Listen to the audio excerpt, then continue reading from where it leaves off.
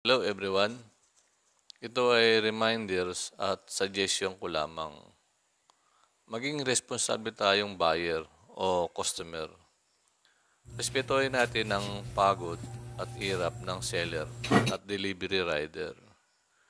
Maging matalino, mapanuri, paka-review natin yung produkto. Huwag tayong tamaring magbasa ng product description para masiguro natin kung ano-ano yung parts na kasama sa binili natin.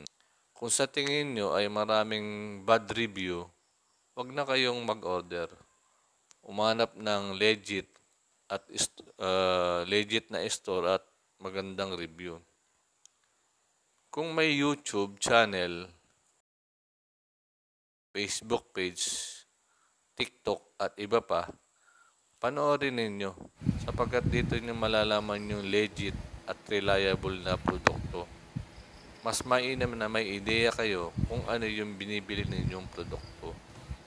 Ma-overview nyo, lalo na yung video tutorial para hindi nagkakamali sa pag-install at nagiging madali.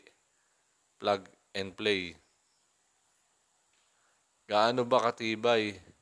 Gaano kaganda? Solid ba?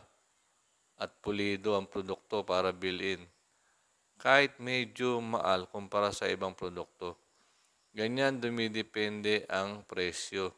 Pag mahirap gawin, medyo mahal.